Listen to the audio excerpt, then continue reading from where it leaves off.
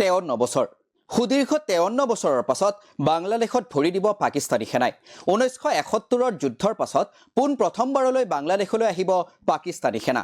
বাংলাদেশী সেনাৰ প্ৰশিক্ষণৰ বাবে পাকিস্তানী সেনাক আমন্ত্ৰণ জনাইছে বাংলাদেশে 15 বছৰৰ পাছত পাকিস্তানৰ নৌসেনাৰে একেলগে নৌ অনুশীলন কৰিব বাংলাদেশৰ নৌসেনাই এয়া কিহৰ ইংগিত ভাৰতক চ্যালেঞ্জ কৰিছে নেকি বাংলাদেশে সুবুৰীয়া দেশ বাংলাদেশৰ শেহতীয়া খবৰ আলোচনা কৰিব লৈছো আজিৰ দেশ দুনিয়াত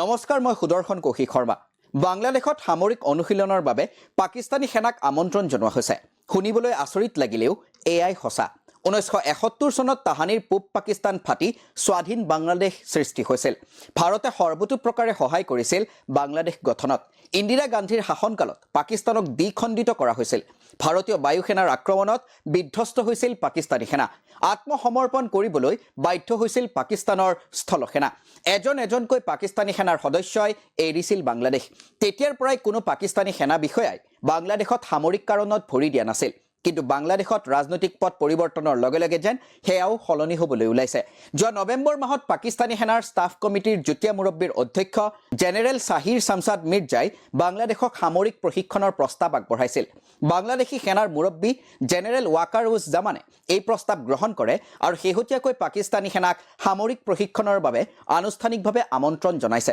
এই প্ৰস্তাৱ আৰু সামৰিক প্ৰশিক্ষণৰ সিদ্ধান্তত পূৰ্ণ মাত্ৰাৰে সহমত আছে মহম্মদ ইউনুছ নেতৃত্বাধীন অন্তৰ্বৰ্তীকালীন চৰকাৰৰ 53 বছৰৰ পাছত পাকিস্তানৰ সেনাই বাংলাদেশৰ ভূমিত ভৰি দিবহি অহা বছৰৰ ফেব্ৰুৱাৰী মাহত এই প্ৰশিক্ষণ আৰম্ভ হ'ব প্ৰথম পৰ্যায়ৰ প্ৰশিক্ষণ মৈমনসাহী কেন্টৰ সেনা প্ৰশিক্ষণ আৰু ডক্ট্ৰাইন কমাণ্ড ATDCৰ মুখ্য কাৰ্যালয়ত অনুষ্ঠিত হ'ব প্ৰথম পৰ্যায়ৰ প্ৰশিক্ষণ এবছৰলৈ চলিব ইয়াৰ পাছত পাক সেনাই বাংলাদেশৰ সেনাৰ 10টা কমাণ্ডৰ আটাইকেইটাক প্ৰশিক্ষণ প্ৰদান কৰিব ইফালে 15 বছৰৰ পাছত পাকিস্তানৰ নৌসেনাৰে একেলগে নৌ অনুশীলন কৰিব বাংলাদেশৰ নৌসেনাই পাকিস্তানৰ কৰাচী বন্দৰত এই অনুশীলন হ'ব পাকিস্তানৰ এই সংযুক্ত অনুশীলনক আমন 2025 নাম দিয়া হৈছে আমন শব্দৰ অসমীয়া অৰ্থ হৈছে শান্তি উল্লেখ্য যে পাকিস্তানে এই নৌ অনুশীলন প্ৰতি 2 বছৰৰ মূৰে মূৰে অনুষ্ঠিত কৰি আহিছে শেখ হাসিনাৰ শাসনকালত বাংলাদেশে এই নৌ অনুশীলনত কেতিয়াও অংশ লোৱা নাছিল আনকি 2022 চনত পাকিস্তানী যুদ্ধ জাহাজ তাইমুৰক তেল ভৰাবলৈকো সত্তগাঁৱত ৰবলৈকো অনুমতি দিয়া হোৱা নাছিল পাছত ম্যানমাৰৰ ক্যাফকু বন্দৰত ৰৈহে যুদ্ধ জাহাজ তাইমুৰে তেল ভৰাবলৈ সক্ষম হৈছিল গতিকে তাৰ পাছত চৰকাৰ সলনি হোৱা মাত্ৰকে ইমান অস্বাভাৱিক পৰিৱৰ্তন অহাত চিন্তা বাঢ়িছে ভাৰতৰ যোৱা সেপ্টেম্বৰ মাহত 1971 চনৰ পাছত প্ৰথমবাৰলৈ পাকিস্তানী মালবাহী জাহাজ এখনো প্ৰথমবাৰলৈ বাংলাদেশৰ বন্দৰত আহি লাগিছিল হে তাৰ পাছত আৰু এখন পাকিস্তানী মালবাহী জাহাজ ইতিমধ্যে আহি বাংলাদেশত উপস্থিত হৈছে এই সকলো ঘটনাই ভাৰতৰ চিন্তা বৃদ্ধি কৰিছে কিন্তু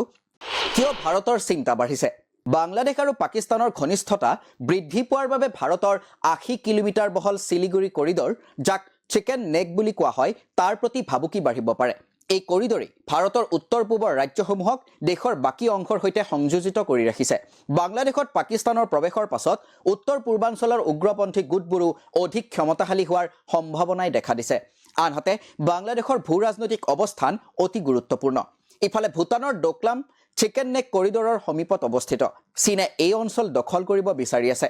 বাংলাদেশত ইউনুছ চৰকাৰ অহা আৰু এতিয়া পাক সেনা বাহিনীৰ বাংলাদেশত প্ৰৱেশৰ পাছত চীনৰ বাবে পৰিস্থিতি অধিক অনুকূল হৈ পৰিছে